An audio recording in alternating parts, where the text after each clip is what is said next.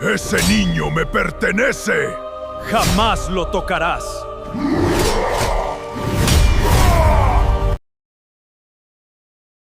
Bueno, estamos aquí con nuestro invitado Juan Camilo Barón.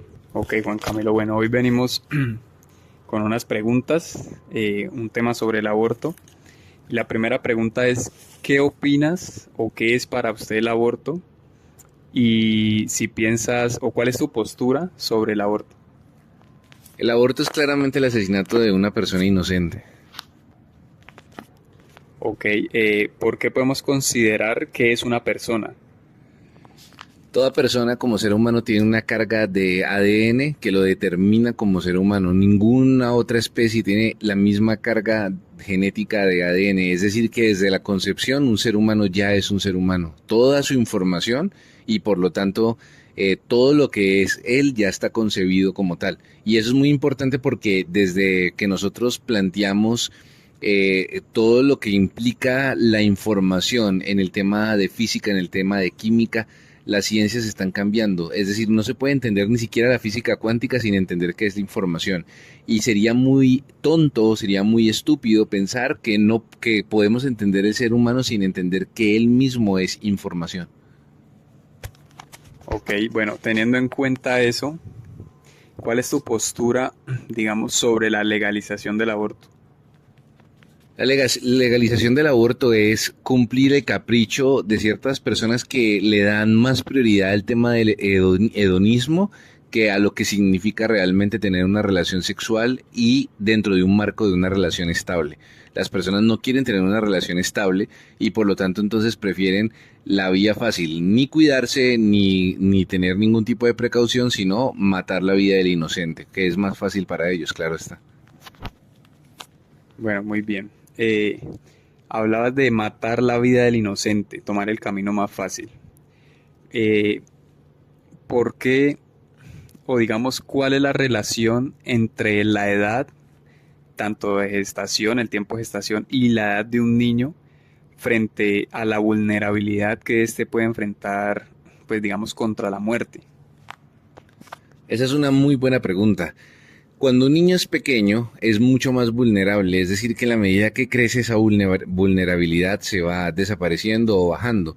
Es por eso que cuando nosotros vemos la tasa de homicidios, de asesinatos, de abusos, de todo lo que tiene que ver contra los niños, entre más pequeño sea el niño, mayor es la probabilidad de que sea asesinado, violado, destruido, abusado, y entre más pequeño el abuso es más fuerte. Esa es la razón por la que existe el aborto. El aborto solo existe porque hay un ser inocente que no tiene la capacidad de defenderse. Y ahora yo te devuelvo la pregunta. Imagínate donde esos bebés pudieran defenderse. Imagínate donde ellos tuvieron la capacidad de defenderse. Son vulnerables, pero imagínate donde pudieran de defenderse. ¿Qué harían? ¿Qué dirían? Bueno, yo creo que todo ser humano se defendería de la muerte, ¿no? Es algo natural de nosotros. Y creo que un niño, digamos, en su etapa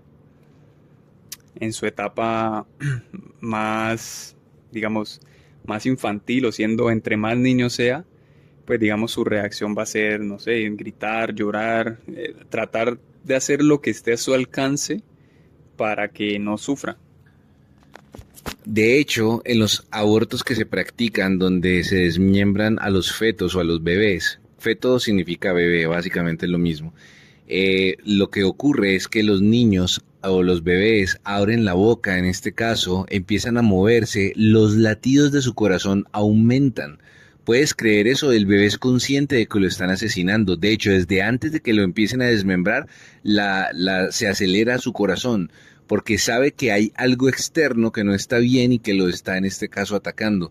Imagínate eso, ¿tú sabías que los niños en gestación pueden soñar?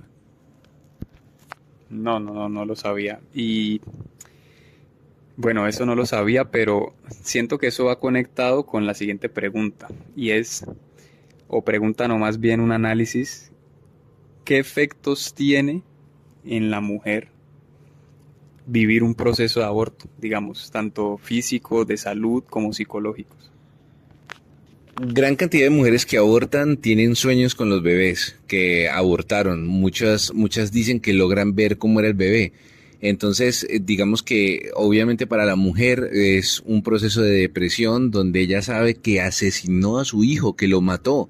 Ella sabe que ese niño era un ser humano que venía de ella, que la mitad de su ADN estaba determinado por el ADN de ella.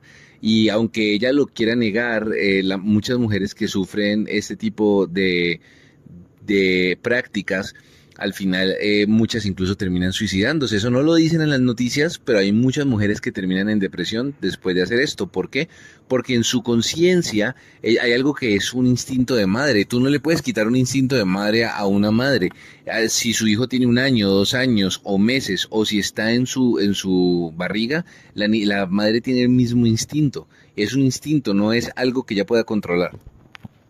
Ok, muy bien. Bueno, dicho esto, ¿cuál crees que debería ser la postura del Estado y los gobiernos frente al tema del aborto, específicamente en Colombia?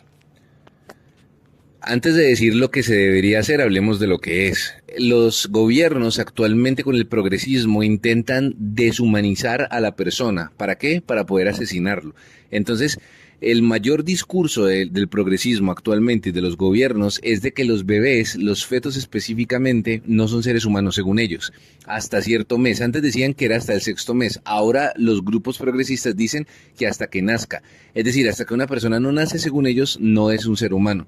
Pero lo interesante es que vemos historias como por ejemplo la de una dama en los Estados Unidos que fue abortada, pero ella sobrevivió, fue abortada con ácido, le colocaron ácido en el vientre, ella nació de más o menos unos 5 meses y aún así logró sobrevivir, que eso le dejó unas secuelas muy fuertes y el médico quería asesinarla, pero supuestamente como ya habían personas que habían sido testigos de ello, no la podía asesinar, la dejaron allí a ver si sobrevivía, sobrevivió y ella fue al Congreso de los Estados Unidos y a diferentes partes a contar cómo a ella le intentaron abortar y sobrevivió.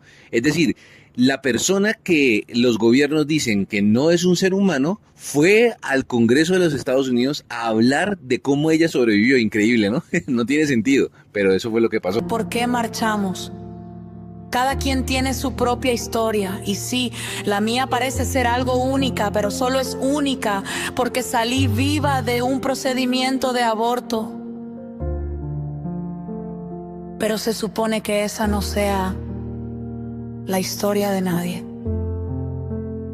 Pero esta es la razón por la que marcho, porque soy testigo de a quienes la industria del aborto, su lobby y los políticos pro aborto siguen persiguiendo hoy en día. Te siente cuando sobreviví a ese aborto por infusión salina que me envenenó y quemó durante 5 días. Esa enfermera, Han, pudo haber pensado que era solo una mujer común y corriente, pero puedo decirles que fue extraordinaria.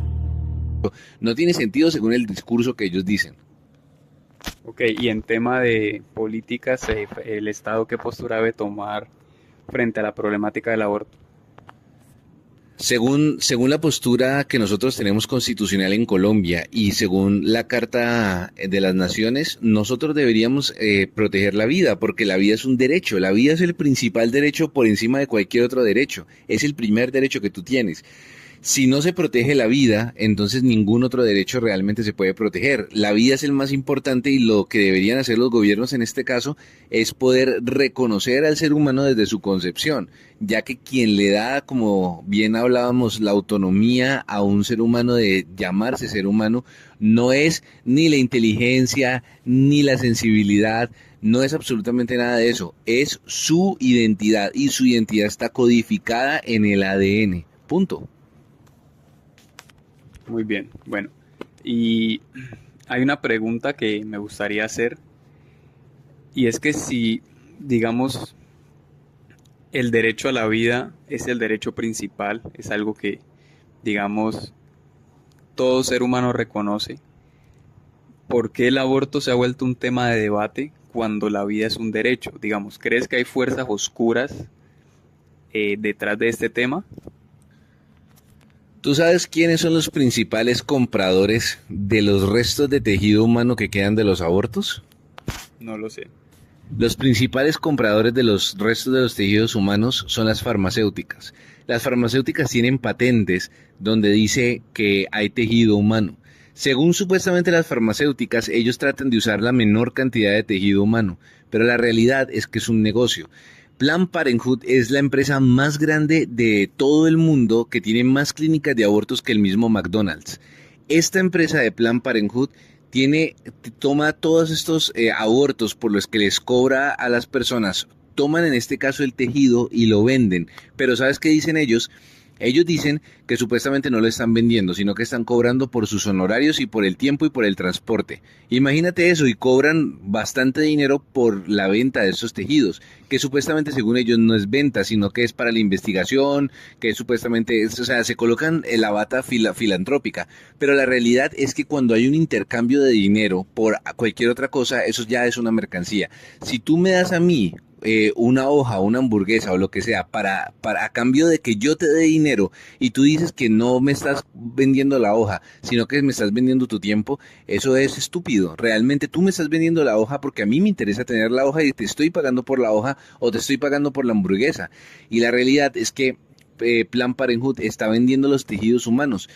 Hay un video del 2015 donde se logró infiltrar un periodista y justamente lo que hizo fue preguntarles a estas personas que estaban en una feria del aborto si le iban a vender directamente el tejido. Las personas dijeron que sí, que les iba a vender el tejido directamente a él. De hecho, se pusieron en contacto por correo y hablaron de más o menos unos $2,000 y pico por un pedazo de tejido de hígado y por otras partes. Entonces, estas personas luego dijeron que supuestamente ellos nunca habían hablado de una venta y que estaban cobrando sus honorarios y su transporte. Imagínate eso, o sea, el sinsentido tan grande. Bueno, Juan, nos hablaste de un mercado de órganos. Amplíanos más sobre ese tema. Sí, literalmente es un mercado de órganos. O sea, puedes creer que lo que te estaba contando de Planned Parenthood, cuando esta persona sacó estos videos en el 2015, Planned Parenthood lo demandó por $2.2 millones y el gobierno de los Estados Unidos le dio la razón a Planned Parenthood porque supuestamente él había grabado sin consentimiento. Pero la realidad, y según el gobierno de los Estados Unidos, eso no era una venta. En esa época, supuestamente no era una venta, sino que Planned Parenthood estaba diciendo que ellos intercambiaban cuerpos humanos por dinero, pero eso no era una venta, imagínate. O sea, que las intenciones no eran vender los cuerpos. O sea, eso no tiene absolutamente sentido. Y sí, hay un mercado de órganos. ¿En torno a qué está el mercado de órganos? Está en torno a una industria de vacunas creciente en las farmacéuticas. Está en torno a una industria de células madre crecientes. ¿Tú sabías que para tratamientos de células madres se usan células fetales? Que incluso actualmente hay un video que te lo voy a mostrar donde se muestra cómo se están utilizando las partes de estos niños incluso en cremas. Hay actrices famosas que han dicho que partes de esos cuerpos se utilizan en la producción de cremas. Y es cierto. Es cierto. De hecho, es cierto que también cuando una persona se inyecta una vacuna tiene esta parte fetal. ¿Por qué? Porque para poder desarrollar las vacunas, en este caso, se ha necesitado poder, en este caso, integrar tanto el tratamiento de células madre como ciertas sustancias que no se encuentran en otras partes y que no son biocompatibles con el ser humano, si no vienen de otro ser humano. Y entonces asesinan seres humanos para poder inyectarle a otros seres humanos partes de seres humanos y no tienen absolutamente ninguna ética ni moral con respecto a lo que eso puede generar. ¿Qué ha generado eso? Ha generado que los niños actualmente tengan mayores registros de distintas enfermedades, cáncer, autismo, etcétera. Entonces, eso es lo que básicamente está alrededor del tráfico de órganos, pero no se queda solamente en los niños que son en este caso abortados. ¿Cómo podemos demostrar que esto es real? Hay gran cantidad de niños que se desaparecen en cada país. ¿Tú sabías que cada año entre 200,000 y 500,000 niños desaparecen? Y es increíble porque ¿qué pasa con estos niños? Por ejemplo, se acaba de descubrir dos cruceros que iban directamente a Disney, y estos cruceros llevaban a los niños, los violaban, sacaban pornografía infantil y toda esta pornografía infantil la vendían. Y hay muchos niños de esos que están desaparecidos. De hecho, algunos de esos niños, porque en el manuscrito del viaje de los cruceros decía que iban a la isla de Epstein. ¿Conoces a la isla de Epstein? Es una isla muy famosa por la cantidad de hallazgos en pornografía infantil, en asesinato de niños y en violaciones de niños. Es decir, no solo estamos hablando del aborto, estamos hablando de que los niños, por ser más vulnerables, son asesinados, violados, secuestrados, trata de blancas y también por órganos.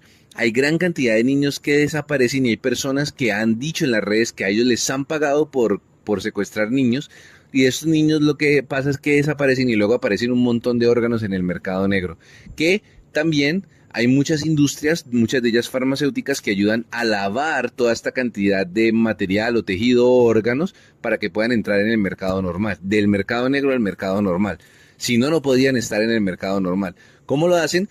Porque estas industrias ya tienen cierta cantidad de órganos o tejidos que vienen, entre comillas, de buena procedencia. Entonces, cuando lo tienen, lo que hacen es simplemente ampliar su capacidad a través del mercado negro.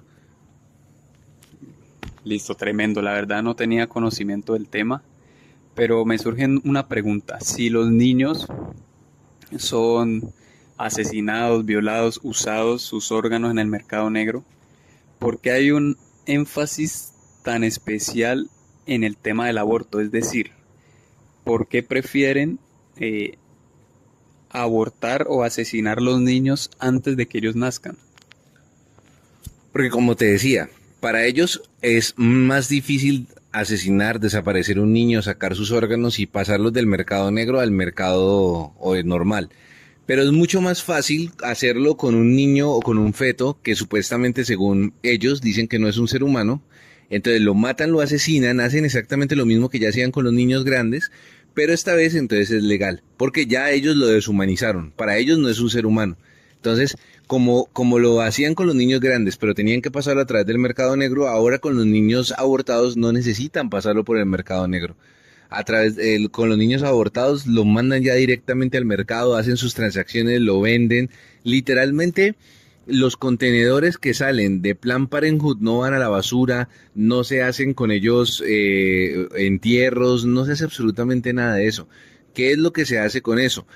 Que lo que se hace es venderlo a las farmacéuticas y a otras industrias que lo necesitan para lo que yo te expliqué anteriormente, pero ya de manera legal. Eso les evita todo el paso por el mercado negro. Y si no me crees, te explico. Hay personas que para un solo órgano tienen que esperar a veces años, meses, semanas. Es decir que por el mercado de oferta y demanda es un mercado con una gran cantidad de demanda y poca oferta. Es decir que puedo sustentar que obviamente es real, porque el ser humano siempre trabaja con este tipo de cosas, oferta y demanda. Por eso es que ellos lo hacen de esa manera y por eso es que un tejido de un bebé abortado vale tanto. Bueno, sí, la verdad es un tema muy fuerte y yo creo que más que un tema meramente de comercio, de venta de órganos, siento que es imposible no pensar en que hay algo detrás, algo espiritual. Pero entonces quería preguntarte en ese tema, ¿qué dice la Biblia al respecto? ¿Qué piensa Dios sobre todo esto? Claro, entonces, lo moral nos lleva a lo espiritual. ¿Qué acabamos de ver? Acabamos de ver una gráfica donde tenemos una curva que en principio es exponencial, decae y cuando va aumentando la edad, baja en estas cantidades de homicidios y abusos. ¿Qué quiere decir eso? Que a menor edad tiene el niño, mayor abuso va a sufrir. Y uno pensaría que el tema de los abortos está por acá arriba y luego el primer y segundo año está muy abajo y resulta que no. La gráfica es completamente compatible. ¿Qué es lo que muestra? Que realmente, en este caso, se cumple lo que la Biblia dice. En Eclesiastés dice lo siguiente. Dice: vi a los inocentes y vi el poder en las manos de sus opresores y no había quien pudiese ayudarles y les hiciera justicia. Entonces eso lo está escribiendo el rey Salomón, que es considerado la persona más sabia en toda la historia. Y adicionalmente ya esto nos lleva de lo moral a lo espiritual. ¿Por qué? ¿Por qué a lo espiritual? ¿Cuándo se han aumentado la cantidad de abortos, el progresismo, los asesinatos contra niños? ¿Cuándo se ha aumentado todo esto? Cuando la gente dejó a Dios de lado. Si tú te fijas, las personas en este caso que más se oponen al cristianismo son las personas que hacen parte de la masonería, ¿sí? que hacen parte del ocultismo o que hacen parte, en este caso, del ateísmo. Son los tres sectores que más se oponen al cristianismo. El sector que más se opone al cristianismo es la masonería, pero ellos no lo hacen, digamos, de una manera tan pública y abierta directamente, sino que lo hacen a través de estrategias políticas. ¿Cómo logramos que los cristianos ya no tengan voz? ¿Cómo sacamos los principios de la Biblia de los colegios? Si tú te das cuenta, los casos que involucran, casos donde la Biblia salió de los colegios, donde ya no se enseñaba religión en los colegios, tienen que ver con personas que practican la masonería. Tienen que ver con políticos en grandes esferas. Ejemplo, George Soros, hablemos de George Soros. George Soros pagó a este gobierno, le pagó a la vicepresidenta del gobierno colombiano de Petro, para que ella pudiera generar un favoritismo a favor del aborto. ¿Por qué? Porque George Soros es masón. George Soros apoya todo lo que tenga que ver con el aborto y está en contra completamente de cualquier persona que diga que un feto es una persona, un ser humano que merece respeto y que tiene también el derecho a vivir. Entonces, este tipo de demonios son masones, hacen parte en este caso de una religión que está completamente en contra del cristianismo, pero que sus armas son políticas. Ellos tratan de no generar diálogos y oposiciones y debates. George Soros no aparece en debates, no le gusta salir a debatir y hablar mal del cristianismo en público. Pocas veces uno lo ha visto debatiendo, pero invierte millones y millones de dólares en todas las clínicas abortistas, es socio de las clínicas abortistas y grandes magnates y corporaciones lo hacen de la misma manera. Su arma más grande para ellos es el dinero y la capacidad de poder torcer políticas extranjeras. Listo, muy bien, Juan. Y por último, me gustaría preguntarte, ya que sabemos que esto es un tema que atraviesa lo político, lo moral, pero finalmente llega hasta lo espiritual, ¿cuál crees que debería ser la actitud de un cristiano o qué medidas deberíamos tomar nosotros frente a este asunto? La Biblia nos enseña en Isaías a proteger al inocente, proteger a los desvalidos, a los huérfanos, a las viudas, a aquellos que no se pueden proteger a sí mismos. La Biblia hace un énfasis demasiado grande en eso, en cómo proteger a los desvalidos, a las viudas, a las personas que no se pueden proteger a sí mismas. Eso es muy importante, porque cuando tú ves, los niños pequeños no se pueden proteger, los niños que son violados, maltratados, abusados, no se pueden proteger, ¿sí? Hay gente muy mala tratando de hacer daño a los niños que son los más vulnerables. Y nosotros tenemos que ser defensores. La Biblia dice lo siguiente, y dice, hay de aquel que se meta con uno de estos más pequeñitos. Y luego Jesús dice, y es más, le valdría más amarrarse una piedra al cuello y tirarse al fondo del mar. O sea, está hablando de que las personas que hacen este tipo de cosas van a tener el mayor juicio y castigo de parte de Dios. Para estas personas probablemente en la tierra hicieron lo que se les dio la gana, pero la Biblia dice que lo que no se pague aquí en la tierra se va a pagar más adelante, porque todos hemos sido creados para ser eternos. Y la Biblia dice, de todos los niños es el reino de los cielos. Por lo tanto, cualquier niño que haya sido abortado, haya sido destruido, despojado, asesinado o haya sido abusado, está en las manos de Dios, y si ya cumplió su ciclo aquí en la tierra, en la eternidad está en las manos de Dios, quien consuela a todas las personas limpiando sus lágrimas, como dice la Biblia. Pero los niños, en este caso, también van a poder en algún punto sentarse en el juicio final y juzgar a todos sus destructores, los médicos que abortaron, las mamás que mataron a sus propios hijos. Y todo esto tenía que pasar porque la Biblia lo profetiza. Dice, en los postreros días los padres se levantarán contra los hijos y los hijos se levantarán contra los padres. Por eso, las nuevas generaciones que vienen después de que el aborto ha cogido tanta fuerza son niños o personas que primero han sido muy abandonados y segundo odian a sus padres. O sea, hoy en día el respeto a los padres ya no es lo que era antes. Y eso sucede porque primero nuestra sociedad hizo que los padres se levantaran contra los hijos, que es el aborto, lo que la Biblia profetizaba. Perfecto, Juan, muy bien, muchas gracias. Gracias, Alejandro. Dios me lo bendiga grandemente.